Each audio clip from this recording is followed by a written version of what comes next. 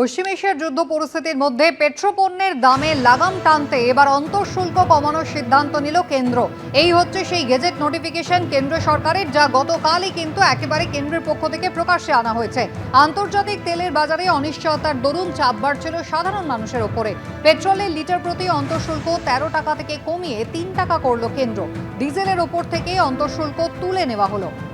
আগে প্রতি লিটার ডিজেলের ওপরে 10 টাকা শুল্ক চাপানো হয়েছিল। পশ্চিম এশিয়ার যুদ্ধ আজকে 28 দিনে পড়ল। পেট্রোপণ্যের দামে এবার লাগাম টানতে অন্তঃশুল্ক কমালো কেন্দ্র। সাধারণ মানুষের ওপর চাপ কমানোর জন্য কেন্দ্রের এই সিদ্ধান্ত। আজই আপনারা জানেন সন্ধ্যে 6:30টায় ভার্চুয়াল বৈঠক রয়েছে প্রধানমন্ত্রী।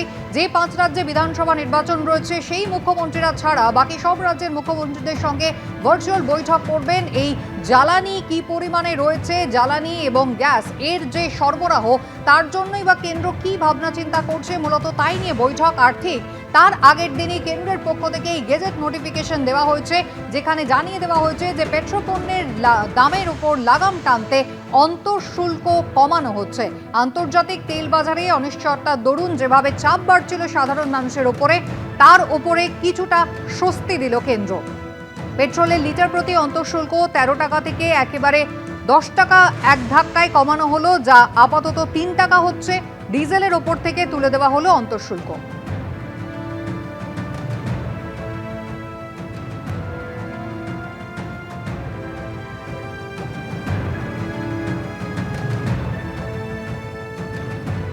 অর্থনীতিবিদ শৈবাল কর তিনি কি বলছেন দেখুন।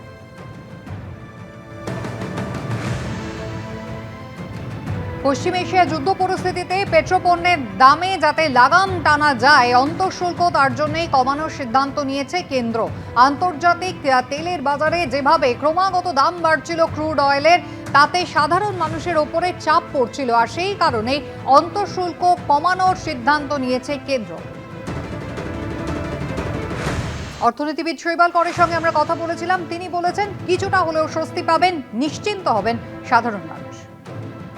বিশ্ববাজারে তেলের দামের সঙ্গে ভারত এবং অন্যান্য দেশগুলো তেলের দাম একসঙ্গে সামঞ্জস্যপূর্ণ, ও বিশ্ববাজারে তেলের দাম ওঠাপড়া করলে অন্য দেশেও সেটা করে। সেখানে যদি দাম বাড়ে তাহলে একমাত্র রাস্তা দেশের মধ্যে আভ্যন্তরীণ দাম কম রাখার বা একই জায়গাতে রাখার, সেটা হলো যে সরকারের আরোপিত বিভিন্ন শুল্ক, সেস, তারপরে ধরুন কালেকশন কস্ট ইত্যাদি, সেগুলোকে কমিয়ে দেওয়া।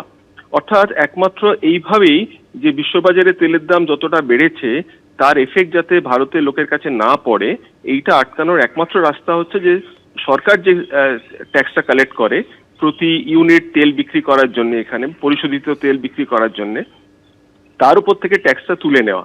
আমার ধারণা এটাই সঠিক রাস্তা। এটা যেটা করেছে, এইটা তুলে নেওয়া মানে সরকারের একটু রাজস্ব ক্ষতি ঠিকই, কিন্তু সরকার ছাড়া এই দায়িত্বটা কে বহন করবে? আগামী দিনে যদি তেলের দাম বাড়েও আন্তর্জাতিক বাজারে বেশ অনেকটা, তাহলেও ভারতে হয়তো ততখানি এফেক্ট পড়বে না। পেট্রোপণ্যের দামে লাগাম টানতে অন্তঃশুল্ক কমালো কেন্দ্র। আন্তর্জাতিক তেল বাজারে অনিশ্চয়তার দরুন চাপ বাড়ছিল সাধারণ মানুষের ওপর। পেট্রোলের লিটার প্রতি অন্তঃশুল্ক 13 টাকা থেকে কমিয়ে 3 টাকা করল কেন্দ্র। অন্যদিকে ডিজেলের ওপর থেকে তুলে দেওয়া হলো অন্তঃশুল্ক। আগে প্রতি লিটার ডিজেলের ওপর চাপানো হয়েছিল 10 টাকা শুল্ক। এই মুহূর্তে সরাসরি চলে যাব, আমাদের প্রতিনিধি সুকান্ত মুখোপাধ্যায় রয়েছেন আমাদের সঙ্গে। সুকান্ত, কবে থেকে এই সুবিধা পাবেন সাধারণ মানুষ? দেখো, ইতিমধ্যে সরকারি নোটিফিকেশন সামনে এসেছে এবং সেখানে কিন্তু পরিষ্কার যেটা বলা আছে যে পেট্রোলের লিটার প্রতি অন্তঃশুল্ক 13 টাকা থেকে কমিয়ে 3 টাকা করলো কেন্দ্র, অর্থাৎ 10 টাকা ইতিমধ্যে কিন্তু উইথড্র করা হয়েছে। এবং ডিজেলের ওপর থেকে এই কর কিন্তু পুরোপুরি তুলে নেওয়া হয়েছে অন্তঃশুল্ক, অর্থাৎ যেটা 10 টাকা নেওয়া হতো এটা এখন কার্যত শূন্য। অর্থাৎ এর ফলে যেটা হচ্ছে যে পুরোপুরি ডিজেলের উপর যে অন্তঃশুল্ক রয়েছে বা এক্সাইজ ডিউটি, সেটাকে সেন্ট্রাল গভর্নমেন্টের তরফে ইতিমধ্যে কিন্তু উইথড্র করে নেওয়া হয়েছে। তার ফলে যেটা হয়েছে যে বিমানে জ্বালানির দাম কমছে, এভিয়েশন টারবাইন ফুয়েলের ওপর অন্তঃশুল্ক কমানোর সিদ্ধান্ত নেওয়া হয়েছে কেন্দ্রের তরফে।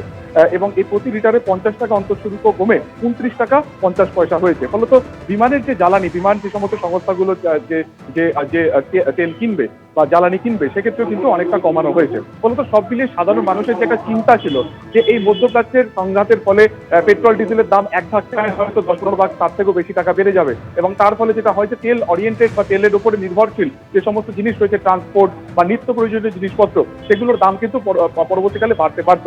এবং সেই জায়গা থেকে অন্তঃশুল্ক কমানোর এই সিদ্ধান্ত কিছুটা হলেও কিন্তু অক্সিজেন দিচ্ছে সাধারণ মানুষকে, এবং তার ফলে নিত্য প্রয়োজনীয় যে জিনিসপত্র রয়েছে সেগুলোর দাম মোটামুটি এখনো পর্যন্ত আকাশ ছোঁয়া না হলেও কিছুটা হয়তো বাড়বে। ফলত এটা নিয়ে যেটা সাধারণ মানুষের বক্তব্য, অর্থনীতিবিদরা যারা বলছেন যে কিছুদিনের জন্য অন্ততপক্ষে সুরাহা পেতে চলেছেন সাধারণ মানুষ। পরবর্তীকালে অবশ্যই সংঘাতের পরিস্থিতির দিকে ভারতবর্ষ এবং অন্যান্য দেশ তাকিয়ে রয়েছে। ফলত একেবারে ইন্টারন্যাশনাল বাজার থেকে যে ক্রুড অয়েল কিনতে হচ্ছিল যে একেবারে আকাশ ছোঁয়া দামে, এই অন্তঃশুল্ক কমানোর ফলে কিন্তু একেবারে সরাসরি সাধারণ মানুষের পকেটে তার প্রভাব কিন্তু আপাতত কিছুদিনের জন্য কম পড়বে। অন্যদিকে আজকে আমরা জানি যে সন্ধ্যা 6:30 নাগাদ প্রধানমন্ত্রী ভিডিও কনফারেন্সের মাধ্যমে সমস্ত রাজ্যের মুখ্যমন্ত্রীদের সাথে তিনি কথা বলবেন, এবং যে সমস্ত রাজ্যে এই মুহূর্তে নির্বাচন রয়েছে যার মধ্যে পশ্চিমবঙ্গ রয়েছে, সেখানেও কিন্তু মুখ্য সচিবের উপস্থিত থাকার কথা রয়েছে। এবং মূলত এই যে বৈঠকটি হবে তাতে কিন্তু এই পেট্রোল ডিজেল বা জ্বালানির কি পরিস্থিতি এই মুহূর্তে রয়েছে সেটা নিয়েও আলোচনা হবে। তবে আপাতভাবে সেন্ট্রাল গভর্নমেন্টের এই যে অন্তঃশুল্ক কমানো এই সিদ্ধান্তের ফলে সাধারণ মানুষের কিছুটা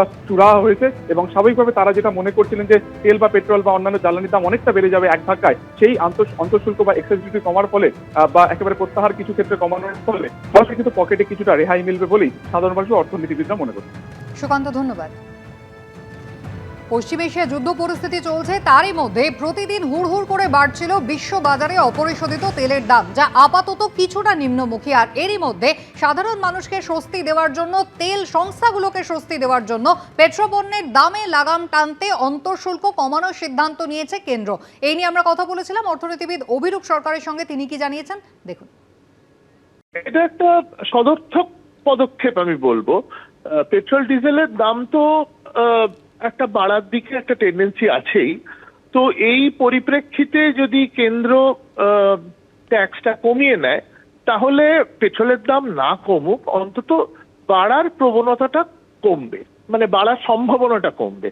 তো সেক্ষেত্রে এটাকে তো আমি বলবো যে কেন্দ্র চেষ্টা করছে পেট্রোল ডিজেলের দামটা যাতে মোটামুটি স্টেবল থাকে, এবং পেট্রোল ডিজেলের সঙ্গে সঙ্গে সারা পুরো প্রাইস লেভেলটাই তো তার উপর নির্ভর করে, সেটাও যাতে স্টেবল থাকে। পশ্চিম এশিয়ায় যুদ্ধ পরিস্থিতি এবং তারই মধ্যে পেট্রোপণ্যের দামে লাগাম টানতে অন্তঃশুল্ক কমালো কেন্দ্র। আন্তর্জাতিক তেল বাজারে অনিশ্চয়তার দরুন চাপ বাড়ছিল সাধারণ মানুষের ওপর। পেট্রোলের লিটার প্রতি অন্তঃশুল্ক 13 টাকা থেকে কমিয়ে 3 টাকা করল কেন্দ্র, অর্থাৎ এক ধাপে 10 টাকা কমানো হয়েছে, এবং ডিজেলের ওপর থেকে তুলে দেওয়া হলো অন্তঃশুল্ক। আগে প্রতি লিটার ডিজেলের ওপর চাপানো হয়েছিল 10 টাকা শুল্ক। যদিও আপাতত খুচরো বাজারে পেট্রোল ডিজেলের দামে কোনো পরিবর্তন হচ্ছে না। শুল্ক কমে যাওয়ায় স্বস্তিতে তেল সংস্থাগুলি, যারা পশ্চিম এশিয়ায় যুদ্ধের ফলে প্রতিদিন বিপুল লোকসানে চলছিল। বিমানে জ্বালানির ওপরও অন্তঃশুল্ক কমানোর সিদ্ধান্ত কেন্দ্রের।